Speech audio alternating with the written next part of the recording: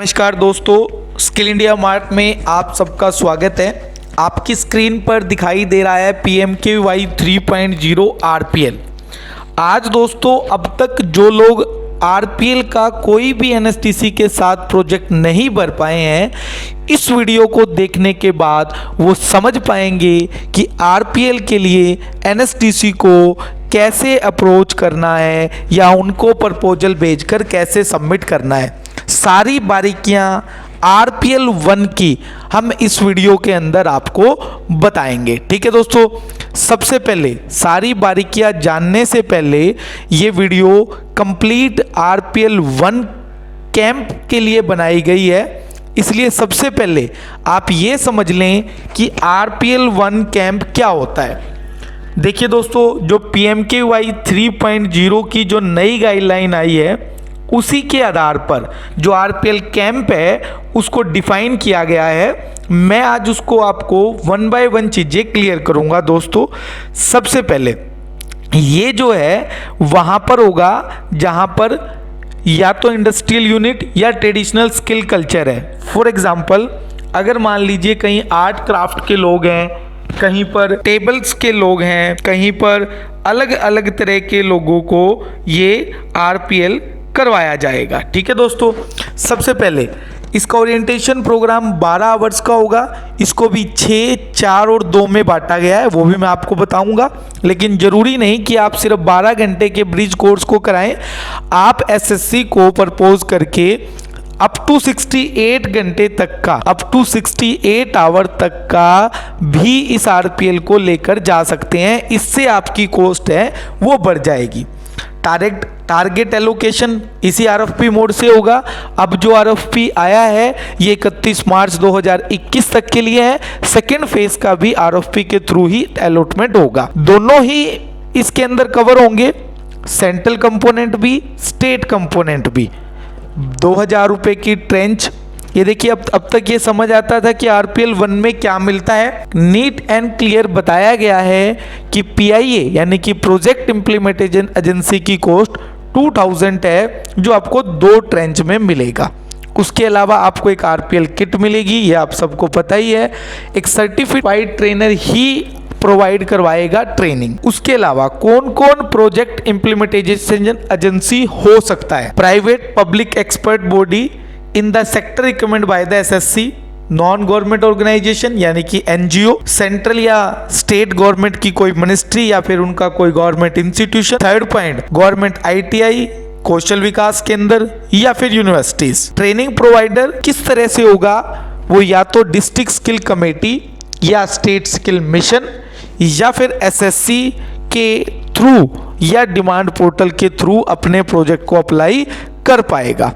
ठीक है दोस्तों, अब आ जाइए दोस्तों NSTC के उस RPL प्रपोजल पर। इसको समझने के बाद सबसे पहले मैं बात करता हूं दोस्तों, यहाँ RPL 1 और 2 दो हैं। हम 1 के बारे में बात करेंगे। 1 में कौन कौन लोग एलिजिबल हैं? सेक्टर स्पेसिफिक एक्सपर्ट बॉडी जो SSC से रिकमेंड करवा कर लाएंगी, गवर्नमेंट बॉडीज, ऑर्गेनाइजेशन, SSDM यानी कि स्टेट स्किल मिशन, कोई भी NGO, ट्रेनिंग पार्टनर या तो वो NSTC के साथ पार्टनर है, वो डिमांड एग्रीगेशन जो है वो डिस्ट्रिक्ट स्किल कमेटी से कन्वेंस करके उनके आधार पर ही उनको टारगेट मिलेगा। उसके अलावा कोई भी NGO जो 3 साल से किसी भी पार्टिसिपेट कर रहा हो या दर्पण पे रजिस्टर्ड हो, वो NGO के लिए भी स्पेशल कॉलम E डाला गया है। यानी कि सारे NGO जो पिछले 3 साल से किसी अलग स्कीम में काम कर रहे हैं, वो लोग भी सारे इस RFP के अंदर एलिजिबल होंगे। ठीक है दोस्तों, देखो दोस्तों, ये वीडियो अंत तक आप लोगों को देखना है। बहुत सारी चीज़ें इसके अंदर ऐसी होगी जो आपको करना होगा। ठीक है दोस्तों, नेक्स्ट पॉइंट पे हम बात करते हैं। कुछ लास्ट डेट पे हम एक बार डिस्कस कर लेते हैं। ये RFP अभी तक लाइव नहीं हुआ है। उम्मीद है कि 31 जनवरी के बाद ये कभी भी लाइव हो जाएगा। अगर जिस दिन भी ये लाइव होता है RPL, उसके 15 दिन तक इसकी लास्ट डेट रहेगी। मान लीजिए 2 फरवरी को होता है तो 17 फरवरी तक लास्ट डेट आपकी होगी। ठीक है, 15 दिन आपको कंप्लीट मिलेंगे इस RFP को भरने के लिए, लेकिन उसकी स्टडी आज करना जरूरी है। किस प्रकार से इस जो RFP आप भरेंगे वो मैं आपको धीरे धीरे इस वीडियो में बताऊंगा। उसके अलावा जो कैसे इसको इवेल्युएट किया जाएगा वो NSDC की टीम जो जितना भी क्राइटेरिया है उन सबको मैं डिस्कस करने जा रहा हूँ। ये स्क्रीन आपके सामने दिखाई दे रही है, ये स्क्रीन वो मार्किंग एरिया है, वो मार्किंग बताई गई है। फर्स्ट पॉइंट जो है वो RPL कैंप के लिए वो ट्रेनिंग पार्टनर जो पिछले 3 साल से 2 साल से या 1 साल से इसके अंदर जुड़े हुए हैं उनके लिए ये 17.2 एनेक्चर जो है वो कंप्लीट क्राइटेरिया है। सबसे पहले फर्स्ट पॉइंट की वेटेज 28% होगी, जिसमें ऑर्गेनाइजेशन के क्रेडेंशियल और पास्ट का स्किलिंग का एक्सपीरियंस। ऑनलाइन पर्सन्स यानी कि उसके पास अपना प्लेटफॉर्म ऑनलाइन का या फिर वेबसाइट है या नहीं है। ईयर ऑफ एस्टेब्लिशमेंट कब हुआ, कोई रिवार्ड या रिकॉग्नाइजेशन जैसे NSDC से आपको क्लोजर लेटर या कोई वर्क ऑर्डर के बाद आपको कोई एप्रिसिएशन लेटर मिला है नहीं मिला, कोई PMKY 2.0 में कोई एक्सपीरियंस है RPL का, कितने गवर्नमेंट प्रोजेक्ट्स के साथ वो काम कर रहा है, मॉनिटरिंग की कोई परफॉर्मेंस है उनमें क्या रहा है, उसका कोई सेंटर उसका ब्लैक लिस्ट या सस्पेंड तो नहीं हुआ है। सेकेंड स्ट्रेंथ का 6% रहेगा। फाइनेंशियल टर्नओवर की कोई कंडीशन नहीं डाली गई है कि 50 लाख 1 करोड़ होना चाहिए। हर कोई व्यक्ति इसके अंदर अप्लाई कर सकता है, उसके लिए भी एक कंडीशन है जो आगे वीडियो में हम बताएंगे। देखिए 28 और 6 ये तो ऑर्गेनाइजेशन की स्ट्रेंथ होगी, फाइनेंशियल्स भी और नॉर्मल भी।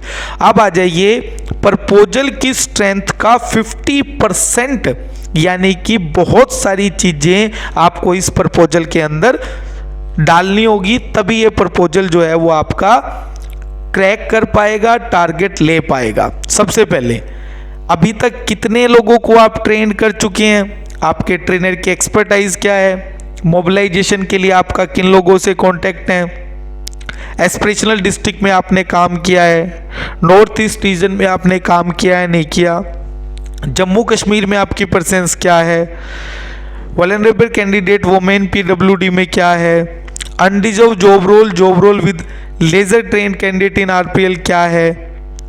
10% का जितना भी टारगेट आप प्रपोज करोगे उसका सैंपल है या नहीं है। नीड आइडेंटिफिकेशंस के सर्वे, इन सबके एनेक्चर्स दिए गए हैं, सबके फॉर्मेट दिए गए हैं। इस वीडियो में आपके सबके फॉर्मेट आप लोगों को दिखाऊंगा और वो फॉर्मेट आपको भर के देने होंगे, यानी कि उन फॉर्मेट के आधार पर आपका 50% मार्क्स हैं। उसके अलावा क्या आपने जिन टारगेट जो बेनिफिशियरी है जिनको आपने टारगेट देना है, क्या आपने उनको आइडेंटिफाई कर लिया है नहीं कर लिया है, क्या आपके पास रीस्किलिंग के लिए कोई कंपोनेंट है या नहीं है। डी पॉइंट बड़ा इंपॉर्टेंट है, क्या आपके पास उस RPL में कराने के लिए ओरिएंटेशन कंटेंट अवेलेबल है या नहीं है। अगर ओरिएंटेशन कंटेंट अवेलेबल है जो 12 आवर्स का होता है, जो SSC रिकमेंड करके देती है, उसके अलावा क्या ब्रिज कोर्स भी उसके अंदर अवेलेबल है या नहीं, वो 16% होगा। ठीक है दोस्तों, ये था आपका क्राइटेरिया। अब आ जाइए लास्ट पॉइंट पर। अगर मैं बात करता हूं तो इवेल्युएशन ऑफ ब्रिज कोर्स हो गया, ये जो स्कोरिंग मैट्रिक्स B है ये सेक्टर स्किल काउंसिल या फिर इंडस्ट्री एसोसिएशंस के लिए है। इसमें 32% ऑर्गेनाइजेशन का, 5% 49% प्रपोजल को दिया गया है। उसके अलावा SSDM के लिए अलग से दी गई है, ये वो सबसे इम्पोर्टेंट जो NGOs हैं उनके लिए 26%, वही ऑर्गेनाइजेशंस का 6%। यहाँ देखिए NGO के लिए 52, NGO के लिए सब कुछ बदल गया है। ये देखिए दोस्तों, प्रपोजल की strength, tangible benefit, infrastructure availability of on training centre as propose location, involvement of on employer as a trainer, project के कितना काम किया है, नॉर्थ में, SC ST में, सारा पॉइंट्स वही होंगे दोस्तों। यानी ये ग्रेडिंग आपका डिसाइड करेगी कि आपको प्रपोजल मिलेगा या नहीं मिलेगा। ठीक है दोस्तों, अब आ जाइए, सबसे पहले मैं आपकी स्क्रीन पर दिखा रहा हूं कि आपको 17.4 एनेक्चर सबमिट करना होगा ब्लैक लिस्टिंग के लिए, यानी कि आप कहीं से भी ब्लैक लिस्ट नहीं है। ये सिंपल है, ये आप लोग कर लेंगे, इसके लिए आपको कोई ज़रूरत नहीं है।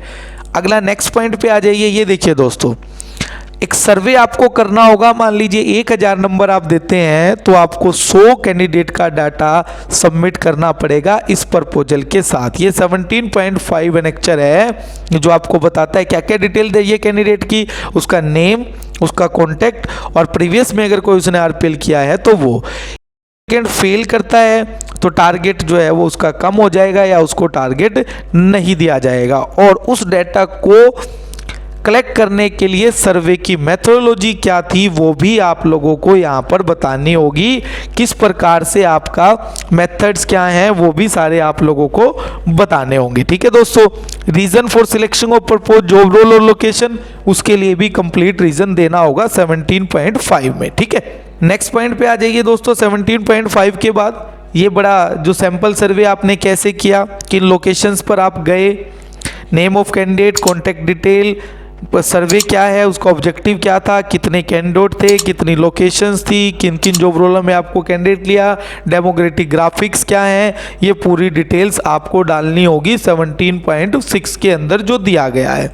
उसके अलावा उसकी एजुकेशन प्रोफाइल क्या है, उसका एक्सपीरियंस क्या है, क्या स्किल गैप स्टडी हुआ है नहीं हुआ, क्या अपॉर्चुनिटीज़ है उसके लिए, उसको पूरी डिटेल्स आपने सर्वे टीम ने की है या नहीं की वो 17.6 बताएगा। ठीक है दोस्तों, उसके बाद जो आरपीएल का प्रोजेक्ट आप डाल रहे हो उसका ऑब्जेक्टिव क्या है, ये जो मेन बेनिफिट जो 5 बेनिफिट दिख रहे हैं तो बताए हुए हैं। उसके अलावा आप क्या बताओगे, क्या मार्केट कनेक्ट आपके हैं या नहीं है, इंडस्ट्रीज़ के साथ है या नहीं है, बैंक लोन आप उन लोगों को सर्टिफिकेशन के बाद अवेलेबल करा पाएंगे नहीं कर पाएंगे, लाइसेंस आप दिला पाएंगे नहीं दिला पाएंगे, डिजिटल ट्रांजैक्शंस आप बताएंगे नहीं बताएंगे, प्लेसमेंट से लेकर हर चीज़ आपको 17.7 के अंदर पूरे के लिए हर एक चीज़ के लिए डॉक्यूमेंट्री एविडेंस सामने लिखा हुआ है। जैसे लाइसेंस के लिए आपको लाइसेंस एजेंसी से बात करनी होगी, बैंक लोन के लिए आपके पास बैंक के साथ एमओयू होना चाहिए। जितना प्रपोजल मजबूत होगा उतना ज़्यादा चांसेज आपको टारगेट मिलने का होगा। स्टैंडर्ड करिकुलम ये एसएससी डिसाइड करती हैं। आप एसएससी से 12 आवर का ओरिएंटेशन प्रोग्राम ले सकते हैं आरपीएल के लिए, आरपीएल पर एसएससी आपको प्रोग्राम दे देगी। इसके साथ अप टू 68 मार्क्स 68 आवर तक का ब्रिज कोर्स भी ले सकते हैं। ठीक है दोस्तों, अब आ जाइए नेक्स्ट पॉइंट पर। जो भी जॉब रोल आप प्रपोज करोगे उसकी डोमेन ट्रेनिंग ये क्यूपी में आपको पता होता है नोट्स वाइज किस दिन क्या कराना है, क्या पीसीज होंगे, क्या उसके परफॉर्मेंस क्राइटेरिया होगा, क्या नॉलेज एलिजिबिलिटी होगी, क्या स्किल्स रिक्वायर्ड होंगी, एंटरप्रेन्योरशिप ट्रेनिंग में आप लोग क्या कराएंगे, ईडीपी प्रोग्राम्स की डिटेल, ये सब कुछ आपको एसएससी से मिल जाएगा। क्यूपीज के अंदर सारी चीज़ें आपको दी गई है। अगर कोई ब्रिज कोर्स है जो 17.8.2 में आप उस ब्रिज कोर्स की डिटेल डाल सकते हैं, उसका रीज़न बताना पड़ेगा कि आपको इस कोर्स में ब्रिज कोर्स की रिक्वायरमेंट क्यों है। ठीक है दोस्तों, नेक्स्ट पॉइंट में जो भी टॉपिक्स हैं उनकी क्या क्या ड्यूरेशन रहेगी, क्या क्या उससे लर्निंग आउटकम्स आएंगे, क्या टॉपिक्स रहेंगे, क्या सब टॉपिक होंगे, कितनी ड्यूरेशन होगी और क्या लर्निंग आउटकम्स आएंगे वो भी आप लोगों को बताना होगा। नेक्स्ट पॉइंट 17.9 में पिछला क्या आपका एक्सपीरियंस रहा है, किस लोकेशंस पर आपने काम किया है, कितने कैंडिडेट को ट्रेन किया, कितने कैंडिडेट को सर्टिफाई किया, उसकी प्रोजेक्ट कॉस्ट क्या थी, क्या PMKY 2.0 में जो क्यूपी कोड क्या था, और उसका जो एलोकेशन लेटर है या फिर जितने भी सबूत आपके पास हैं, कोई क्लोजर लेटर है वो भी आपको देना होगा। उसके अलावा community engage with target community के अंदर आपको अगर कोई भी जैसे फॉर एग्जांपल आपने मोबिलाइजेशंस का कोई भी काम किया है तो वो भी आप यहाँ पर सबमिट कर सकते हैं। 17.10 में रीस्किलिंग कंपोनेंट अगर आपके पास अवेलेबल है कि वो जो ट्रेनी है वो सर्टिफाइड तो होगी परंतु अभी उन्हें रीस्किलिंग के लिए चाहिए तो वो भी 17.10 में आप इनको बता सकते हैं। ठीक है दोस्तों, नेक्स्ट पॉइंट पे आ जाइए। 17.10 के बाद हम नेक्स्ट विंडो पर बात करते हैं। ये बड़ा इंपॉर्टेंट पॉइंट है कि देखिए अभी तक आप ट्रेनिंग पार्टनर खुद मोबिलाइज करता था। अगर उसने कोई मोबिलाइजेशन एजेंसियों को हायर कर रखा है तो उनके साथ उनका LOI, उनके साथ उनका कॉन्टैक्ट, वो सारे डॉक्यूमेंट्री एविडेंस आपको यहाँ पर सबमिट करने होंगे ताकि आपका प्रोफाइल मजबूत हो सके। उनके साथ आपको MOU, आपकी कोई भी LOI या फिर क्या कॉस्ट पर वो आपको मोबिलाइज करके दे रहे हैं वो एग्रीमेंट आपको देना होगा। मोबिलाइजेशन एजेंसी की वेबसाइट से लेकर उसका ईमेल नंबर, उसका इनकॉर्पोरेशन लेटर, उसके साथ आपका एमओयू, सिर्फ नाम लिखने से काम नहीं चलेगा, मोबिलाइजेशन एजेंसी की पूरी डिटेल्स आपको देनी होगी। ठीक है दोस्तों, नेक्स्ट पॉइंट पे अगर हम बात करें, ट्रेनी का प्रोफाइल क्या है, किस सेक्टर के अंदर है, वो सारा ट्रेनर जो है उस सारे के कितने ट्रेनर आपके पास अवेलेबल है, उन सारे ट्रेनर के सारे एक्सपीरियंस, अगर वो टीओटी सर्टिफाइड है तो साथ में उसका सर्टिफिकेट, कितना एक्सपीरियंस, वो सारी डिटेल भी आपको यहाँ पर दिखानी होगी। ठीक है दोस्तों, next point, declaration non monetary investment की आप डिटेल्स डाल लेंगे, ये भी एक अनेक्चर 17.15 आपको फिल करना होगा। 17.7 जो है इंफ्रास्ट्रक्चर की डिटेल्स आप लोग बताएंगे कि कितनी आपके पास अवेलेबिलिटी है उन सेंटरों पर, उनके इक्विपमेंट्स आपके पास अवेलेबल है नहीं है, ये सारी डेट आप अपने एप्लीकेंट के जो लेटर हेड है वो उन पे आप लोग देंगे। ये सिर्फ वॉलंटरी एनजीओज के लिए और दूसरा गवर्नमेंट बॉडीज़ के लिए अवेलेबल है, अदरों के लिए अवेलेबल, अदरों के लिए नहीं है। ठीक है दोस्तों, नेक्स्ट पॉइंट, फाइनेंशियल स्ट्रेंथ पिछले 3 साल का आपको यहाँ पर देना होगा। मैंने पहले भी बताया था कि टर्नओवर कोई मैंडेटरी नहीं है, लेकिन पिछले 3 साल का आपका सारा ऑडिटेड और प्रोविज़न सर्टिफिकेट, अगर ऑडिटेड नहीं है तो प्रोविज़न आपको देना होगा यूडीआईएन नंबर के साथ। इंपॉर्टेंट पॉइंट है, PIA should an average annual turnover in last 30 that is at least 25% of the total project cost. यानी कि अगर मान लीजिए वो 1 करोड़ का अगर वो प्रोजेक्ट कर रहा है तो उसका कम से कम 25% टर्नओवर होना चाहिए। यानी DDU-GKY की तरह हो गया कि 25 लाख अगर आपका टर्नओवर है तो 1 करोड़ तक का प्रोजेक्ट जो है वो आप अप्लाई कर सकते हैं। यानी कि अगर आपका 10 लाख टर्नओवर है तो आप 40 लाख के लिए, यानी कि 4 टाइम मल्टीप्लाई आप कोई भी प्रोजेक्ट इसमें अप्लाई कर पाएंगे। ये सारा का सारा आपके एप्लीकेंट की लेटर हेड पे होना चाहिए। ये लास्ट में सबसे लास्ट एक चेकलिस्ट है, टीपी, सेक्टर स्पेसिफिक, एनजीओ और गवर्नमेंट बॉडी, ये डॉक्यूमेंट की लिस्ट है 1 to 21। ये आपको चेक करना है। जैसे सबसे पहले बोर्ड रेजुलेशन फॉर्मेट वो सबको देना है। सेल्फ ब्लैक लिस्टिंग का जो सेक्टर स्पेसिफिक है उनको देने की जरूरत नहीं है, गवर्नमेंट बॉडी को देने की जरूरत नहीं है, टीपी और एनजीओ को देना होगा। सैंपल सर्वे चारों लोग देंगे, सैंपल सर्वे रिपोर्ट चारों लोग देंगे, ऑब्जेक्टिव चारों लोग देंगे, करिकुलम चारों लोग देंगे, पास्ट एक्सपीरियंस चारों लोग देंगे। डिक्लेरेशन रिसाइकलिंग कंपोनेंट के लिए पहले 2 लोग टीपी और इंडस्ट्री देंगे।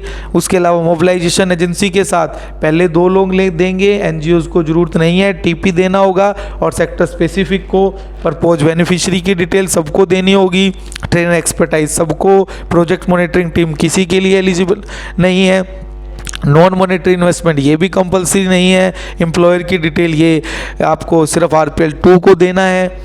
उसके अलावा PIA के लिए इंफ्रास्ट्रक्चर सिर्फ एनजीओ देंगे या फिर SSTM देंगे, प्रोजेक्ट में से किसी के लिए कंपलसरी नहीं है। CA 3 लोग देंगे, एनजीओ टीपी भी देंगे, SSTM को देने की जरूरत नहीं है। इनकॉर्पोरेशन सर्टिफिकेट 3 लोग देंगे, certification of rewards, letters, validation, इस पूरी चेकलिस्ट को सबमिट करने के बाद ही आपको ये प्रपोजल सबमिट करना होगा। ठीक है दोस्तों, ये था दोस्तों PMKVY RPL 1। जल्द ही दोस्तों हम उस PMKVY RPL 2 की भी वीडियो आपके सामने लेकर आएंगे। जैसे ही ये RFP अपलोड होगा उसके तुरंत बाद हम ऑनलाइन पोर्टल पर भी आपको ये डॉक्यूमेंट भर के कैसे सबमिट करने हैं उसकी वीडियो भी पोर्टल आने के बाद लेकर आएंगे। ठीक है दोस्तों, आज तक दोस्तों सारी बड़ी बड़ी कंपनियां इन प्रपोजलों को भरती थी। इस वीडियो को देखने के बाद आप सारी रिपोर्ट समझ पाएंगे। फिर भी अगर आपका कोई डाउट है तो आप कमेंट करके हमें बता सकते हैं, हम उसका रिप्लाई जरूर करेंगे। धन्यवाद दोस्तों।